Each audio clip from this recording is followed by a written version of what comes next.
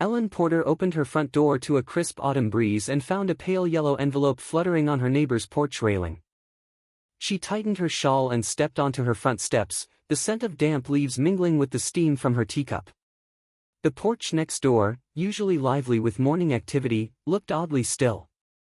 No faint sound of Ray's radio, no soft rumble of his motorized wheelchair making its way down the ramp. She glanced back at her own doorway, where Glenn Miller played faintly on her kitchen radio, then made her way over the short walk to Ray Gutierrez's porch. The envelope had a blue HOA stamp and a barcode sticker, stuck slightly askew. It flapped again, and she caught it with her free hand before it flew away. Her brows furrowed. The typeface was impersonal, the tone already ringing cold even before she opened it. She knocked gently on Ray's door. "Ray? It's Ellen." She waited. Nothing. Another knock. Just as she was about to call again, she heard the slow creak of the door latch and the low whir of his wheelchair. Ray appeared in a flannel shirt and worn gray sweatpants. His brow was damp. "Morning," he said. "You're out early." Ellen held up the envelope. "This was half blown down your steps." He took it from her with a soft grunt. "Probably another newsletter." She didn't say anything, just waited as he opened it with a deliberate slowness. His eyes moved quickly once the contents were visible. "Ah," he said finally, folding the letter with care and sliding it onto the small table just inside the door. "One of those." Ellen caught a glimpse of the subject line, "Notice of Non-Compliance, Structure Violation."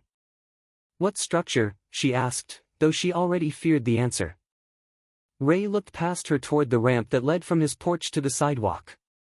"The usual one." Ellen stepped back and turned to face the ramp. It was nothing remarkable, clean, painted a soft green, edges trimmed with reflective tape. It had been there for years, ever since Ray's hip surgery turned into something more permanent. "They've seen this ramp 1,000 times, she said quietly. "They've written me about it before," Ray replied.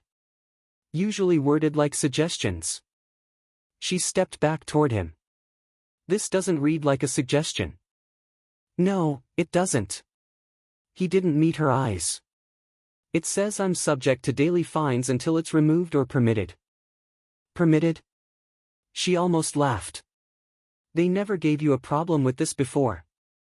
Ray gave a dry chuckle. "That was when Karen still thought I'd roll over every time she sent a notice. I think she's testing what happens when I stop responding." Ellen let her gaze drift across the street. Morning light slanted through the trees, casting long stripes on the pavement. A few houses down, someone raked leaves into a neat pile.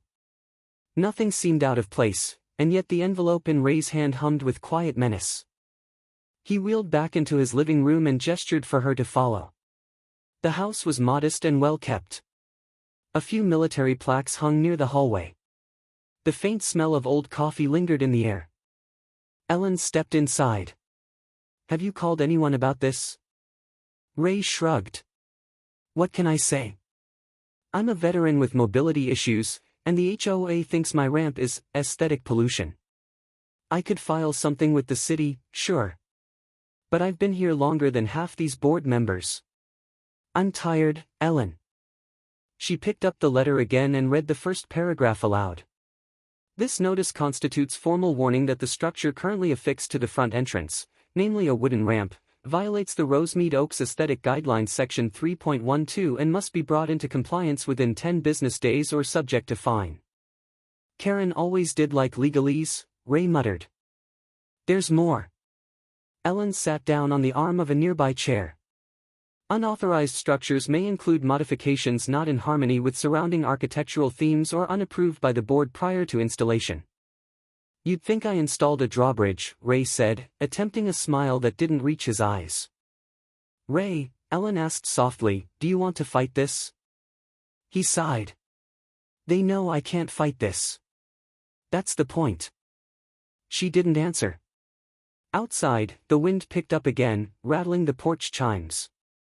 A few leaves twirled along the curb and floated across the base of the ramp. Ellen watched the leaves swirl around the base of Ray's ramp and quietly said, "Then maybe it's time someone else did." 2 booths over, Ellen heard her name, quickly followed by silence and the clinking of coffee cups.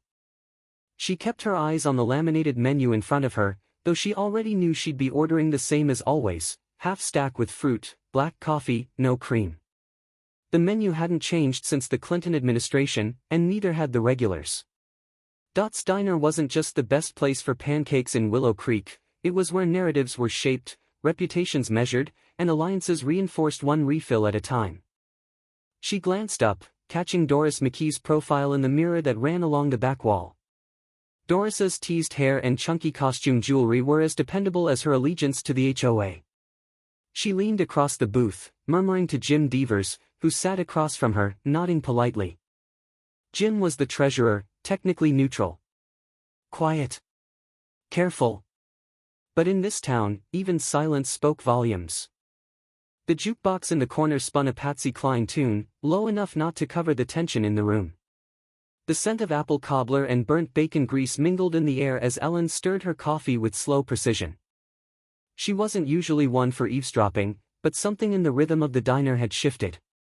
The pause after her name had been sharp, too sharp.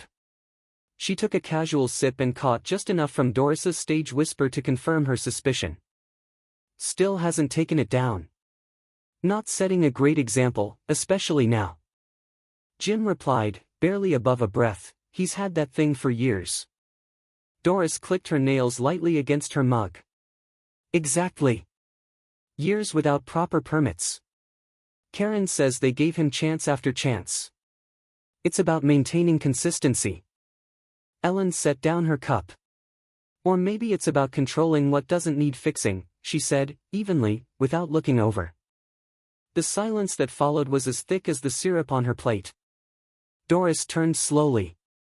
Oh, Ellen. I didn't realize you were so close. Her voice dipped into that familiar blend of faux surprise and polite deflection. You know how these things go. It's not personal, it's just policy. Ray's ramp is personal when it's the reason he can leave his house, Ellen replied. The ADA's been clear on that for decades. Doris offered a tight smile. Well, not everyone interprets regulations the same way. You have to consider the broader picture. Property values, consistency, fairness. Fairness shouldn't depend on whether someone walks or wheels, Ellen said, her tone low but steady. Jim Devers cleared his throat and looked down at his plate. Doris refolded her napkin. We just want what's best for the neighborhood. Ellen stood, leaving a few bills on the table. Then maybe it's time we redefine what that means. Outside, the sun was already climbing higher, turning the maple leaves along Main Street into a glowing canopy. Ellen walked to her car slowly, letting the warmth of the exchange settle and cool. She sat for a moment in the driver's seat, then pulled out her phone. The call went to voicemail. Calvin, it's me, she said quietly. It's starting again. I think you should come. She drove home, the hum of her tires on asphalt matching the steady rise in her chest. Back on her street, Ray's porch came into view, and with it, a new envelope. This time the paper was stiffer, the envelope sealed cleanly. A bright red sticker sealed the flap. Ellen knocked once before letting herself in. Ray sat near the window, eyes already on the document in his lap. They've upgraded the tone, he said flatly. Now it's a formal notice of violation with a fine schedule attached, $100 a day until I comply. She read over his shoulder, the words stark and impersonal. 10 business days or legal action. Ray exhaled. That's quicker than I expected. She took a step back and folded her arms. They're not bluffing. Are you ready to fight this? Ray, not alone. The HOA meeting room smelled faintly of old coffee and paper forms, Karen's domain, where silence felt like policy. Ellen chose a seat near the middle of the folding chair rows, close enough to see the fine print on the agenda, but not so close as to appear confrontational. Calvin sat to her right, flipping through the packet they were handed at the door. He wore a gray cardigan, his demeanor calm, attentive. To their left, neighbors filtered in slowly, some nodding politely, others glancing at them before looking away. The room, windowless and overlit, buzzed with the kind of low-level tension that hummed through school board meetings and probate hearings. At the front, a plastic table held a stack of handouts, a half-empty tray of sugar cookies, and a pitcher of water. A wheeled podium stood next to it, just off-center, as though someone had rolled it in as an afterthought. Karen Whitlow stood behind it, her blazer sharp, her bun tighter than usual. She scanned the room once, briefly, then tapped the microphone. "Thank you all for coming," she began, her voice firm but controlled. "We'll begin tonight's session by reviewing updates to our aesthetic compliance standards, followed by enforcement protocols and new waiver language." Ellen glanced at Calvin, who was already underlining something in the second page of the handout. Mr. Denton, seated beside Karen, adjusted his glasses and cleared his throat but said nothing. Karen continued, "As you know, uniformity in appearance maintains both property values and the character of Rosemead Oaks. To that end, recent revisions specify that external modifications, ramps, garden structures, railings, must adhere to visual standards outlined in Section 7. Calvin raised his hand. Karen's eyes hesitated before landing on him. "Yes, sir." "My name is Calvin Porter," he said evenly. "I'm here with my sister Ellen, a resident. I've read Section 7. Can you clarify where the guidelines intersect with federal ADA compliance?" Karen blinked. "I'm not sure I follow." "You've issued a violation notice against a ramp that provides mobility access. Under ADA, any such accommodation is protected unless it presents a public hazard. I see no such clause in Section 7. Murmurs fluttered from the side rows. A woman near the door leaned in to whisper something to her husband. Karen shifted behind the podium. "We must apply rules equally. Exceptions breed inconsistency." Ellen spoke then, her voice soft but firm. "There've been exceptions before. Garden trellises, for example. And the pond on Birch Lane. No waiver, but no citation either." Karen's lips thinned. "Those cases involved structures with community approval." Calvin raised an eyebrow. "So it's not just uniformity. It's popularity." Mr. Denton adjusted the microphone, then didn't speak. Karen took a breath. "This meeting is not a courtroom. We're here to discuss policy, not debate legality." Calvin nodded once. "Then stop issuing verdicts." There was a long silence. A cookie cracked in someone's hand. The room felt smaller. Karen straightened the papers in front of her. "In any case," she said, "we're proceeding with tonight's agenda." She flipped a page and read aloud, "Item 4, Enforcement Updates. Raymond Gutierrez. Not present." She looked up, expression unreadable. "Proceeding with enforcement." Ellen noticed the porch light still glowing at noon, and Ray's garden hose dripping steadily into a puddle. The light was always off by mid-morning. Ray had routines, and he followed them with quiet precision. He watered his roses around 7, wheeled down to check the mailbox by 8:30, and usually offered a wave by 9, like clockwork. But the street was still. No morning wave. No faint buzz of his wheelchair ramp. Just the hose, forgotten and hissing gently into the damp soil. Ellen crossed the yard faster than she expected, her shoes tapping wetly against the pavement. She called his name once, then again. No answer. The blinds were half drawn, the inside dim. She knocked. Still nothing. The unease that had been hovering for weeks now pushed into something heavier. Ellen tested the doorknob. Unlocked. She stepped inside, her voice trembling just slightly. "Ray?" The living room was quiet. A half-folded newspaper sat on the armrest. The teacup on the end table remained full, untouched. She turned toward the hallway, and found him. Ray was collapsed beside his recliner, one hand still loosely curled, the other pressed awkwardly beneath him. His eyes fluttered open just enough to register her, but he didn't speak. "Ray!"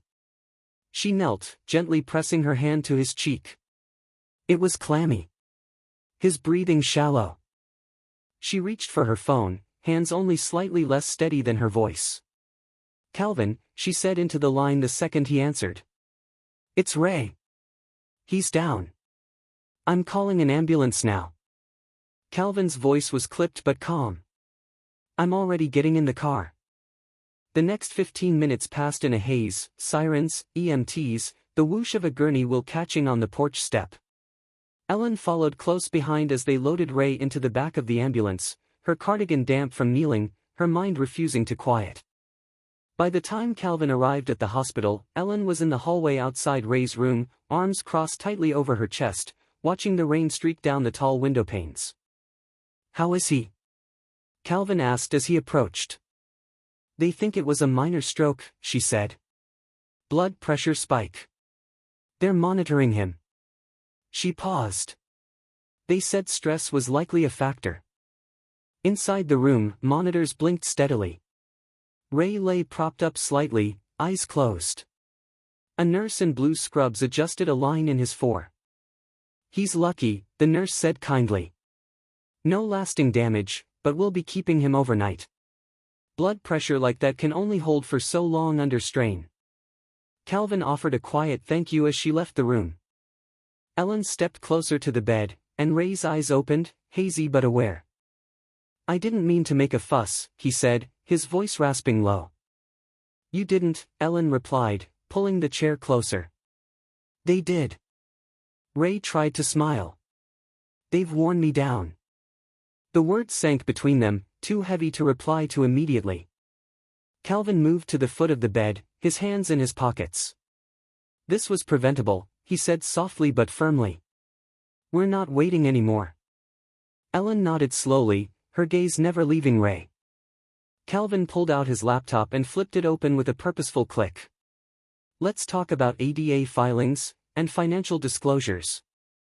At 1:17 a.m., Ellen sat under a yellow lamp, flipping through spreadsheets and HOA meeting minutes printed on recycled paper. The light cast a pool over the kitchen table, the rest of the house asleep in soft shadows. Her tea had gone cold hours ago. A notepad beside her bore neat columns in pencil, each name and number circled or underlined.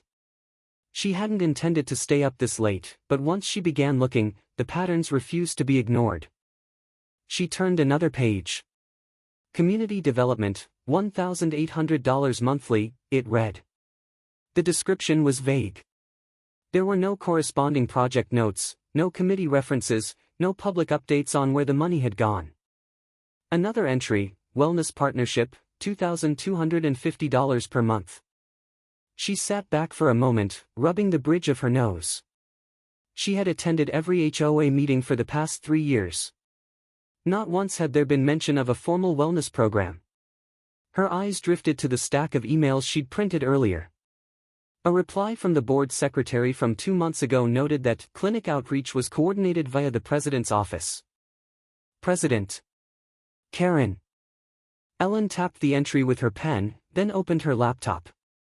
A quick search revealed that Willow Creek Wellness, the only clinic bearing that name in town, had a public-facing board of directors. Scanning the list, Ellen paused. D. Whitlow. She clicked. Darla Whitlow, Community Outreach Chair.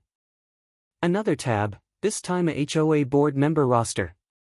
Cross-referencing names, she found a match, Thomas Ball, also listed as a trustee for Willow Creek Wellness.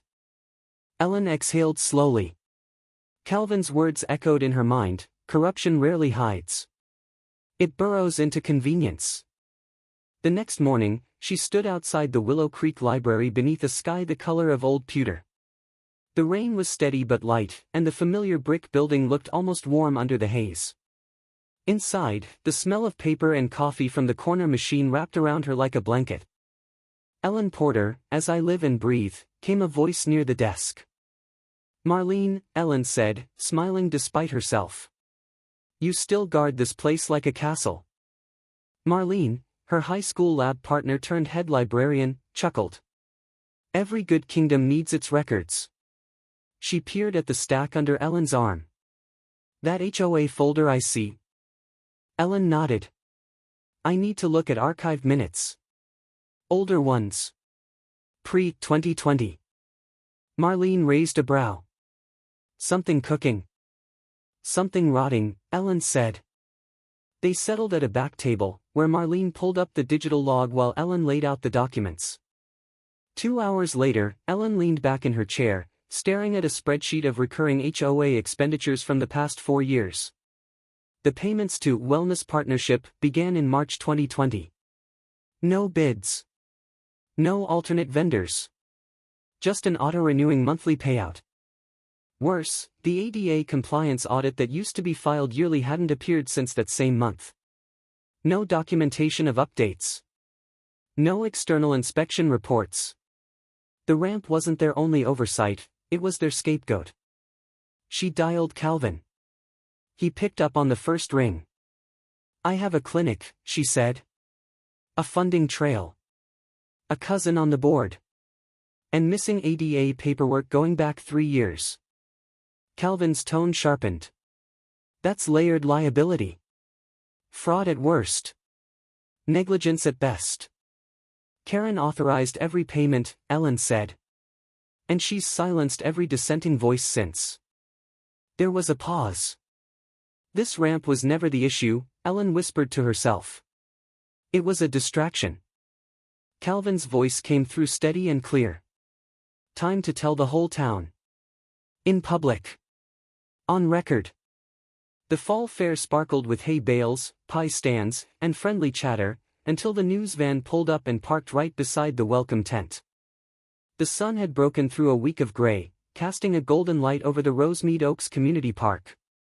Orange and yellow leaves crunched beneath boots, and the air carried the scent of cinnamon, roasted corn, and cider. Children darted between booths, holding balloon animals and sticky fingers. Somewhere near the cider stand, a bluegrass band tuned their banjo strings.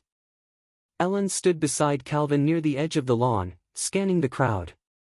Across the way, a white pop-up booth with the sign Wellness Partnership sat at the heart of the festivities, flanked by potted mums and a banner about community wellness initiatives.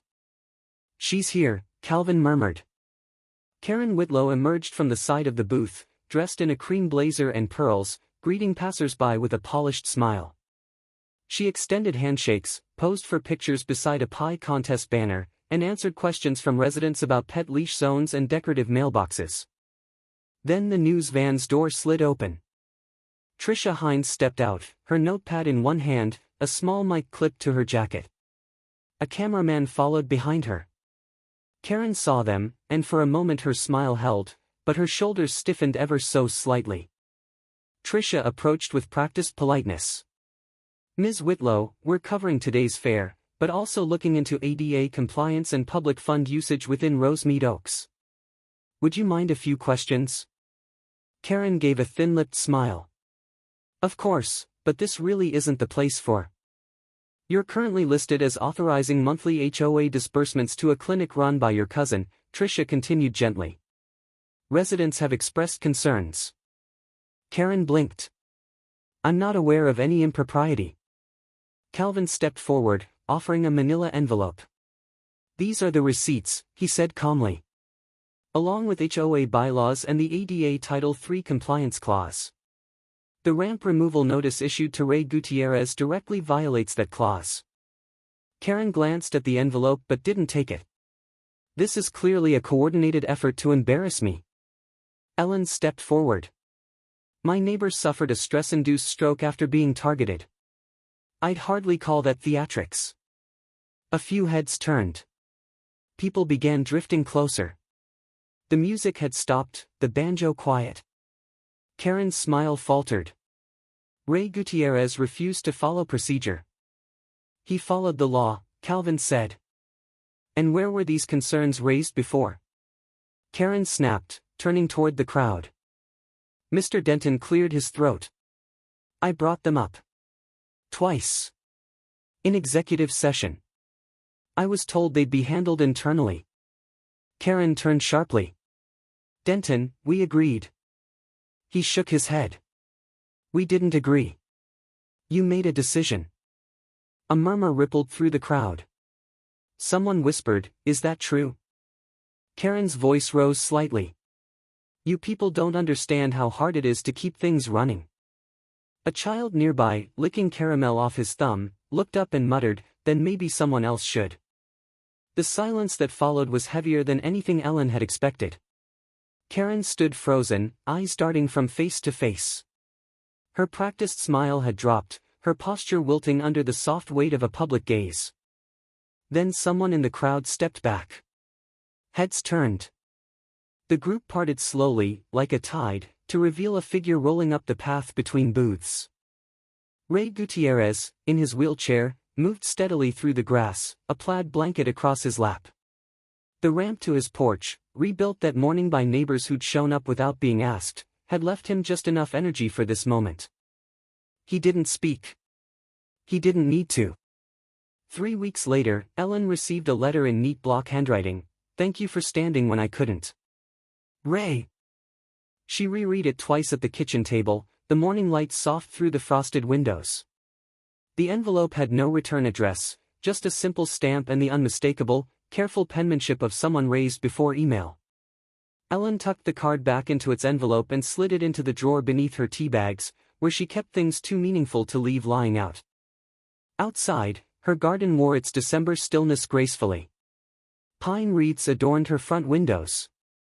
A layer of frost dusted the mulch. The roses Ray had once admired now stood trimmed and dormant, waiting for spring. The ramp at Ray's house, new wood, sealed and sanded, had been shored up with steel brackets by a retired welder who lived 2 doors down. Ellen had watched from her porch as neighbors worked in flannel and gloves, quiet and deliberate. Inside the Rosemead Oaks clubhouse, the folding chairs had been replaced with real ones. The room smelled of cinnamon pine cones and coffee, not paper forms. The meeting had been called for a single agenda item, a vote to amend the HOA bylaws, formally integrating ADA protections and community-based review protocols. Ellen sat near the front, a folder on her lap, her reading glasses perched on her nose. Mr. Denton stood at the podium, sleeves rolled up, a pair of readers dangling from his collar. As acting chair, he began, "I want to open today by reading a letter submitted by Ms. Whitlow." The rustle of interest stirred in the room. Denton unfolded the single page and read, "I hereby resign from my position as president of the Rosemead Oaks HOA, effective immediately. I believe the direction of the board no longer reflects my vision. I hope the community finds leadership aligned with its evolving values. Karen Whitlow."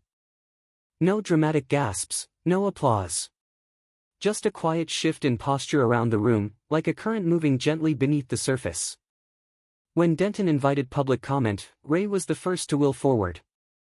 His voice was steady, gravelly but strong. "I've lived here 20 years. I've planted every rose bush in my yard with these hands. And recently, I wondered if I'd be able to stay." He paused. "But this community chose better. I want to thank those who remembered what neighbor means." He glanced toward Ellen, then added, "I hope Karen finds peace somewhere. Just, somewhere else." The room chuckled softly, the kind of laughter that mends fences instead of breaking them. After the vote, unanimous, Ellen walked back toward her home as the sun dipped behind the rooftops. She stopped at Ray's porch. From her coat pocket, she pulled a small brass plaque and a screwdriver. She knelt beside the base of the ramp and affixed the piece. Community built. Compliant. Compassionate. Later that evening, Calvin called before boarding his flight. "They'll miss you at the hospital," he said. "Word got out you're taking patient advocacy to the next level." "You didn't just save a ramp," he added. "You rebuilt the street." "I didn't do it alone," Ellen said. After they said their goodbyes, she stepped into her yard with a folded flag, Ray's, framed in a triangle of navy and white stars. He'd given it to her weeks ago, saying it should belong somewhere that meant something again. She placed it at the edge of his rose bed, where new bulbs were already tucked into the soil beneath the frost. Ray watched from the porch. His voice was soft but sure. "That's the kind of HOA I fought for." On a frost-tipped morning, a simple plaque on a rebuilt ramp reminded the neighborhood of how far quiet courage can carry a community. What began as a silent injustice against one man became the spark that united voices, opened eyes, and rewrote the rules that once stifled compassion. When people stand up, not in anger, but with patience, principle, and persistence, change doesn't just happen, it holds. Like the glow of a porch light left on for a returning friend, dignity shines brightest when shared. And perhaps, in every neighborhood, there's a ramp worth defending, because fairness should never depend on who can climb the stairs.